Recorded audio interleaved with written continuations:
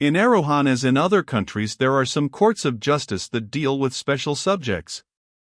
Misfortune generally, as I have above explained, is considered more or less criminal, but it admits of classification, and a court is assigned to each of the main heads under which it can be supposed to fall.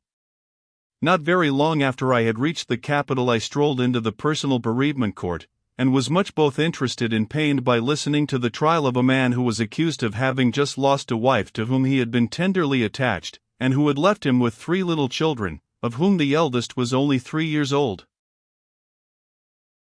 The defense which the prisoner's counsel endeavored to establish was, that the prisoner had never really loved his wife, but it broke down completely, for the public prosecutor called witness after witness who deposed to the fact that the couple had been devoted to one another, and the prisoner repeatedly wept as incidents were put in evidence that reminded him of the irreparable nature of the loss he had sustained. The jury returned a verdict of guilty after very little deliberation, but recommended the prisoner to mercy on the ground that he had but recently insured his wife's life for a considerable sum, and might be deemed lucky inasmuch as he had received the money without demur from the insurance company, though he had only paid 2 premiums. I have just said that the jury found the prisoner guilty. When the judge passed sentence, I was struck with the way in which the prisoner's counsel was rebuked for having referred to a work in which the guilt of such misfortunes as the prisoner's was extenuated to a degree that roused the indignation of the court. "We shall have," said the judge, "these crude and subversionary books from time to time until it is recognized as an axiom of morality that luck is the only fit object of human veneration. How far a man has any right to be more lucky and hence more venerable than his neighbors, is a point that always has been, and always will be, settled proximately by a kind of higgling and haggling of the market, and ultimately by brute force, but however this may be, it stands to reason that no man should be allowed to be unlucky to more than a very moderate extent." Then, turning to the prisoner, the judge continued, "You have suffered a great loss. Nature attaches a severe penalty to such offenses, and human law must emphasize the decrees of nature. But for the recommendation of the jury I should have given you 6 months' hard labor. I will, however, commute your sentence to one of 3 months, with the option of a fine of 25% of the money you have received from the insurance company." The prisoner thanked the judge, and said that as he had no one to look after his children if he was sent to prison, he would embrace the option mercifully permitted him by his lordship, and pay the sum he had named. He was then removed from the dock. The next case was that of a youth barely arrived at man's estate, who was charged with having been swindled out of large property during his minority by his guardian, who was also one of his nearest relations.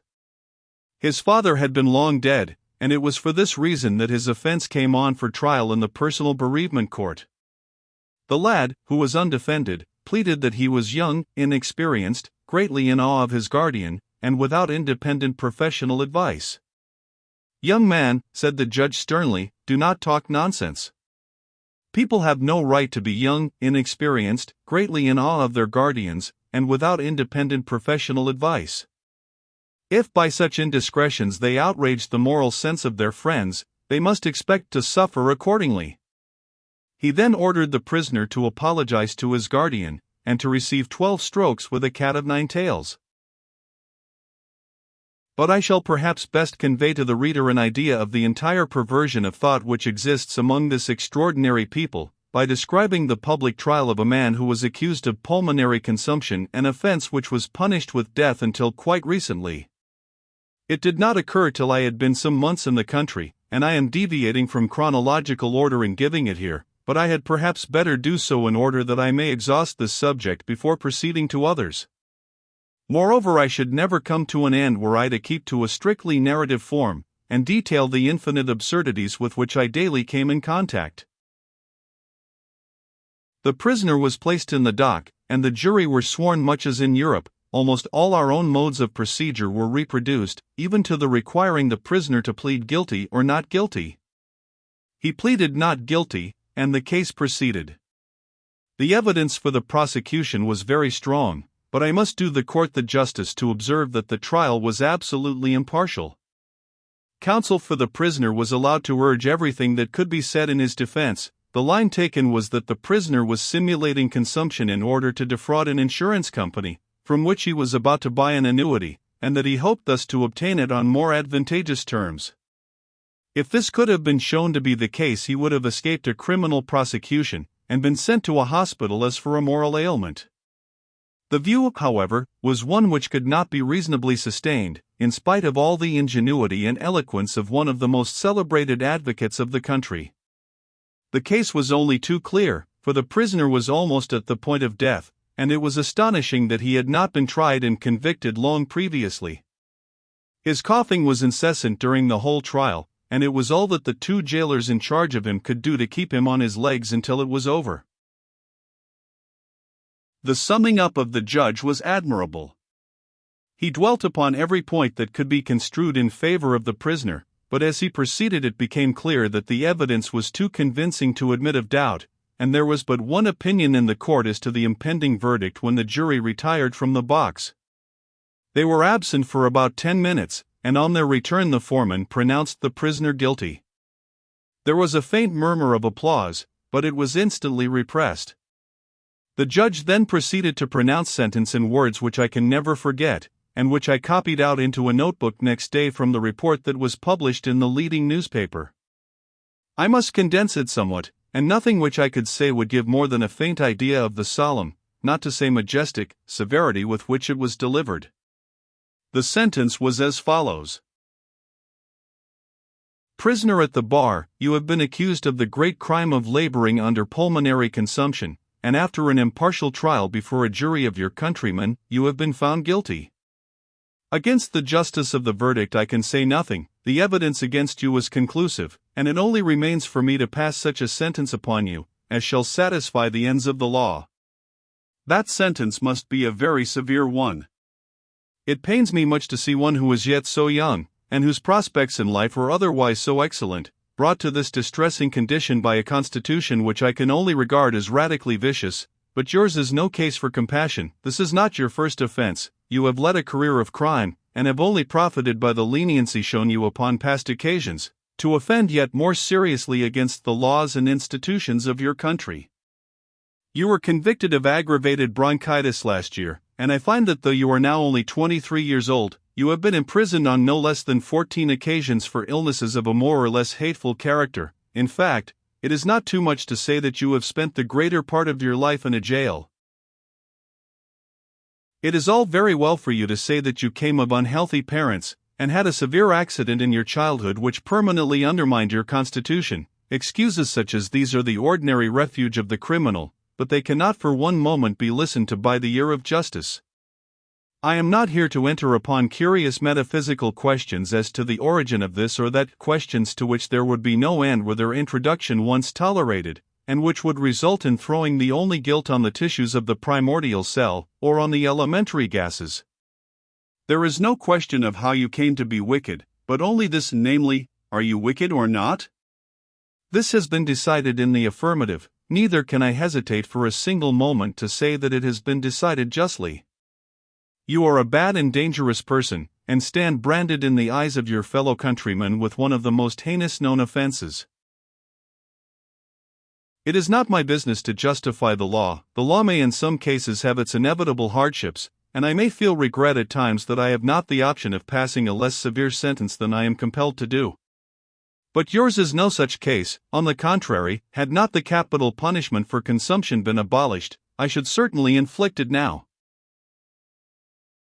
It is intolerable that an example of such terrible enormity should be allowed to go at large unpunished. Your presence in the society of respectable people would lead the less able-bodied to think more lightly of all forms of illness. Neither can it be permitted that you should have the chance of corrupting unborn beings who might hereafter pester you. The unborn must not be allowed to come near you, and this not so much for their protection, for they are our natural enemies, as for our own, for since they will not be utterly gainsaid, it must be seen to that they shall be quartered upon those who are least likely to corrupt them. But independently of this consideration, and independently of the physical guilt which attaches itself to a crime so great as yours, there is yet another reason why we should be unable to show you mercy, even if we were inclined to do so. I refer to the existence of a class of men who lie hidden among us, and who are called physicians. Were the severity of the law or the current feeling of the country to be relaxed never so slightly, these abandoned persons, who are now compelled to practice secretly and who can be consulted only at the greatest risk, would become frequent visitors in every household. Their organization and their intimate acquaintance with all family secrets would give them a power, both social and political, which nothing could resist. The head of the household would become subordinate to the family doctor, who would interfere between man and wife, between master and servant, until the doctors should be the only depositaries of power in the nation, and have all that we hold precious at their mercy. A time of universal dephysicalization would ensue. Medicine vendors of all kinds would abound in our streets and advertise in all our newspapers. There is one remedy for this, and one only. It is that which the laws of this country have long received and acted upon, and consists in the sternest repression of all diseases whatsoever, as soon as their existence is made manifest to the eye of the law. Would that I were far more piercing than it is? But I will enlarge no further upon things that are themselves so obvious. You may say that it is not your fault. The answer is ready enough at hand, and it amounts to this: that if you had been born of healthy and well-to-do parents, and been well taken care of when you were a child, you would never have offended against the laws of your country, nor found yourself in your present disgraceful position. If you tell me that you had no hand in your parentage and education, and that it is therefore unjust to lay these things to your charge, I answer that whether your being in a consumption is your fault or no, it is a fault in you, and it is my duty to see that against such faults as this the Commonwealth shall be protected. You may say that it is your misfortune to be criminal. I answer that it is your crime to be unfortunate. Lastly, I should point out that even though the jury had acquitted you, a supposition that I cannot seriously entertain, I should have felt it my duty to inflict a sentence hardly less severe than that which I must pass at present. For the more you had been found guiltless of the crime imputed to you, the more you would have been found guilty of one hardly less heinous, I mean the crime of having been maligned unjustly. I do not hesitate therefore to sentence you to imprisonment, with hard labor, for the rest of your miserable existence. During that period I would earnestly entreat you to repent of the wrongs you have done already, and to entirely reform the constitution of your whole body. I entertain but little hope that you will pay attention to my advice. You are already far too abandoned. Did it rest with myself, I should add nothing in mitigation of the sentence which I have passed, but it is the merciful provision of the law that even the most hardened criminal shall be allowed some one of the 3 official remedies, which is to be prescribed at the time of his conviction. I shall therefore order that you receive 2 tablespoonfuls of castor oil daily, until the pleasure of the court be further known. When the sentence was concluded, the prisoner acknowledged in a few scarcely audible words that he was justly punished, and that he had had a fair trial. He was then removed to the prison from which he was never to return. There was a second attempt at applause when the judge had finished speaking, but as before it was at once repressed, and though the feeling of the court was strongly against the prisoner, there was no show of any violence against him, if one may accept a little hooting from the bystanders when he was being removed in the prisoner's van. Indeed, nothing struck me more during my whole sojourn in the country than the general respect for law and order.